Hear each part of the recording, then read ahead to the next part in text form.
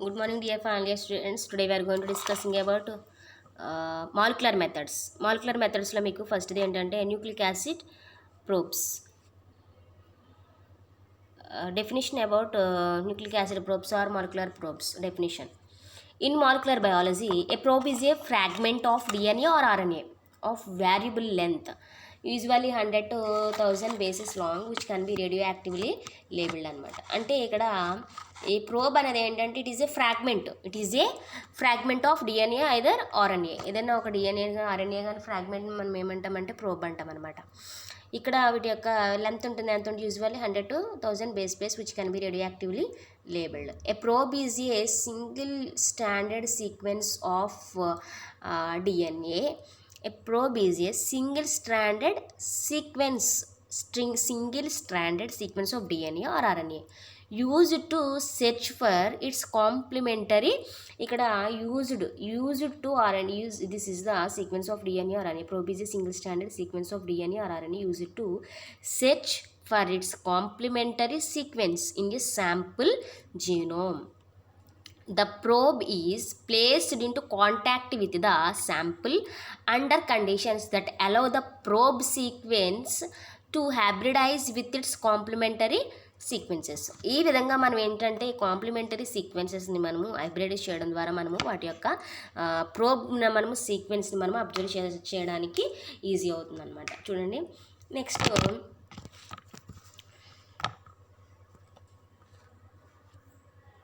nucleic acid probes are used not only to detect mRNA but assesses interphase chromosomes in tumor cells.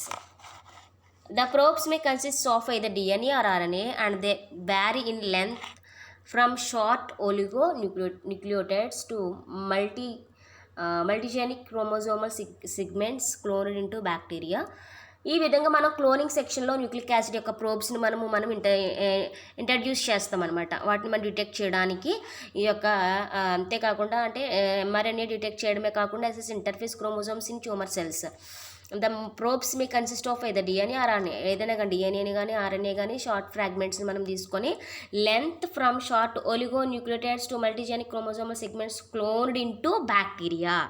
ఈ బ్యాక్టీరియాని మనం cloning చేయడానికి మనం వాటిని cloned into bacteria. So called bacterial artificial chromosomes are, దీన్ని ఏమంటామంటే bacterial artificial chromosomes అంటాం మనం. ఇది బిఎస్సిఎస్ అంటాం షార్ట్కట్లో.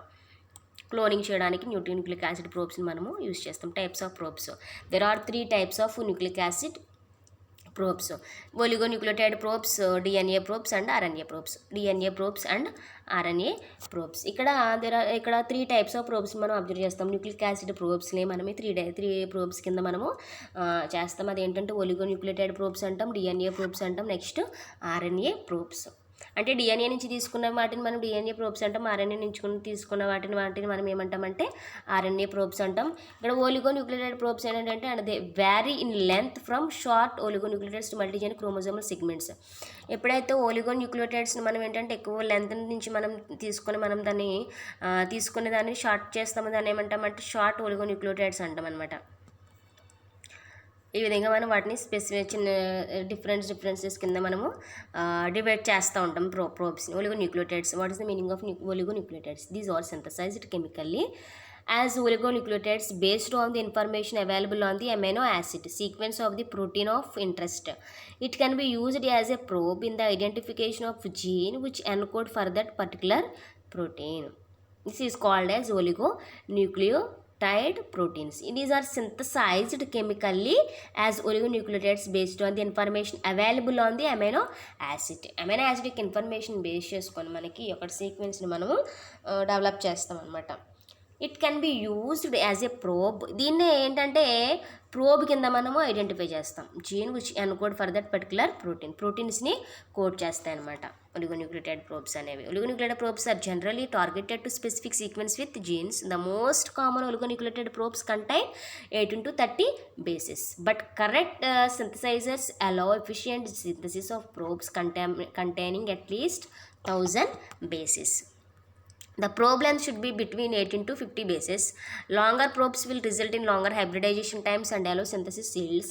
Shorter probes will lack specificity. The base composition should be 40 to 60% GC and guanine cytosine. Non-specific hybridization may increase for these ratios outside these ranges. ఇక చూడండి, దీని యొక్క లెంత్ ఎంత ఉంటుందంటే 18కి 15కి మధ్యలో దాని యొక్క లెంత్ని మనం అబ్జర్వ్ చేస్తాం. Longer probes will result in longer hybridization and low synthesis yields. అంటే లాంగర్ ప్రోబ్స్ అనేవి వాటిని లాంగర్ హైబ్రిడైజేషన్లో మనం యూజ్ చేస్తాం. వాటి యొక్క రిజల్ట్స్ని మనం ఏ విధంగా అబ్జర్వ్ చేస్తామంటే లో సింథసిస్ సీల్డ్స్ని మనకి ఇస్తాయి అనమాట. Shorter probes will lack specificity. Shorter probes అనేవి వాటికి స్పెసిఫిసిటీ అనేది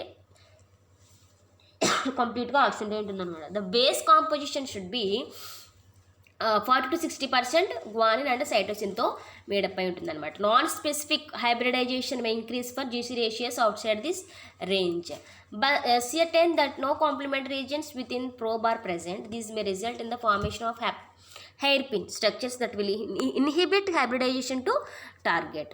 ఇక్కడ హైబ్రిడైజేషన్ మీన్స్ ఇక్కడ హైబ్రిడైజేషన్ ప్రాసెస్లో మనం ఆల్రెడీ ఒలిగో న్యూక్లియోటైడ్స్ని మనం యూజ్ చేస్తాం. క్లోనింగ్ ప్రాసెస్ ద్వారా మనం ఏదైనా ఒక న్యూ సింథసిస్ చేయాలంటే, న్యూ సెల్స్ని సింథసిస్ చేయాలంటే వాటి యొక్క క్లోనింగ్ ప్రాసెస్ ద్వారా మనం ఏం చేస్తామంటే ఆ యొక్క ఫ్రాగ్మెంట్స్ని ఇన్సెర్ట్ చేయడం ద్వారా బ్యాక్టీరియాలో కానీ ఫంగస్లో కానీ దేని ఏదో ఒక ఆర్గానిజంలోకి మనము ఇన్సెర్ట్ చేయడం ద్వారా మనం వాటి యొక్క న్యూ సెల్స్ని మనము డెవలప్ చేసుకోవడానికి యూజ్ అవుతుంది అనమాట. అదేవిధంగా ఇక్కడ ఏం చెప్తున్నాడంటే ఇక్కడ హైబ్రిడైజేషన్ ద్వారా కూడా మనము వాటిని సింథసిస్ చేస్తాం. ఇంకా అంతేకాకుండా this may result in the formation of hair structure that will inhibit hybridization target. ఇక్కడ ఎప్పుడంటే that no complement regions within the probe are present. Complement regions అనేవి ఆబ్సెంట్ అయినప్పుడు ఎప్పుడు be certain that no complement regions within the probe are probe అనేది present దాని complement regions అనేవి absent అయినప్పుడు మనకి ఏం జరుగుతుందంటే హైబ్రిడైజేషన్ అనేది ఇన్హిబిట్ అయిపోతుంది అనమాట. ఇంకా అంతేకాకుండా avoid sequences containing long structures more than 4. అంటే single base one a single sequence meeting the above criteria has been identified. Computerized sequence analysis is highly recommended. The probe sequence should be compared with the sequence regions or genome from which it was derived, as well as to the reverse complement of the region. If homologous is non-target region target then 70% to 8 or more bases in a row are found. That probe sequences should not be used. ఇక్కడ మనం ఏంటంటే సీక్వెన్స్ని మనం order చేసుకుంటాం. ఇక్కడ avoid sequences containing long structures more than 4. Single base ద్వారా one sequence meeting the above criteria has been identified. Computerised sequence analysis highly recommended. ఇక్కడ మనం sequence అనేది మనం సింగిల్ బేస్లో ఉంటే we cannot gain to any new cells. The probe sequence should be compared. The probe sequence should be compared with the sequence region or genome from which it was derived, as well as to the reverse complement of the region. If homologous to non-target regions greater than 70% or 8 or more bases in row are found, the probe sequence should not be used anamata. DNA probes are structures of single stranded DNA used to detect the presence of complementary nucleic acid sequences by hybridization. These are longer than the oligonucleotides.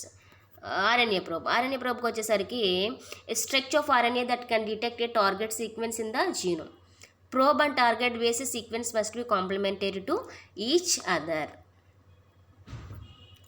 RNA probes used only under certain circumstances. RNA probes used only under certain ఇక్కడ చూడండి, this is the structure of RNA. This is the inserting target gene. ఈ target gene మనం insert చేసిన తర్వాత ఇక్కడ మనకి cells అనేవి new సెల్స్ని మనం ఫామ్ చేసుకోవడానికి ఛాన్సెస్ అనేవి ఉంటాయి అన్నమాట. సర్టెన్ సర్కమ్స్టాన్సెస్ని బేస్ చేసుకుని RNA probesని మనము యూజ్ చేస్తాం అన్నమాట. ఇక్కడ మనము న్యూక్లిక్ యాసిడ్ ప్రోబ్స్ని బేస్ చేసుకుని మనం ఆ ప్రోబ్ని మనం ఏదైనా ఆర్గానిజంలోకి ఇన్సర్ట్ చేసినప్పుడు మనకి ఏదైనా సెల్స్ అనేవి డెవలప్మెంట్ అనేది జరగడానికి ఉంటుంది. అంతేకాకుండా వాటి యొక్క సింగిల్ బేసెస్ని మనం సీక్వెన్స్ని బేస్ చేసుకొని వాటి యొక్క రేషియోస్ని బేస్ చేసుకుని మనం ఏం చేస్తామంటే మనం ఏదైనా సెల్స్ లోపలికి మనం ఇన్సర్ట్ చేస్తాం అనమాట. దీనిలో న్యూక్లియోటైడ్స్ ఇచ్చాడు. తర్వాత డిఎన్ఏ అండ్ RNA నుంచి తీసుకున్న ఫ్రాగ్మెంట్స్ నుంచి తీసుకున్న ఏదైనా ఒక ఫ్రాగ్మెంట్ ద్వారా మనం మెకానిజం అనేది మనము చేస్తాం అనమాట.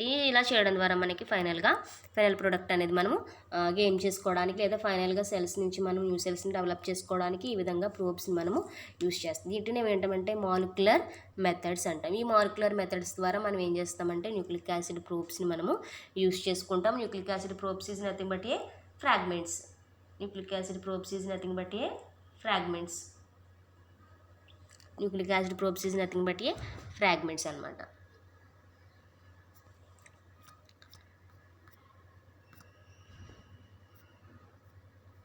దీన్ని ఏమంటామంటే మాలిక్యులర్ ప్రోబ్స్ అంటాం.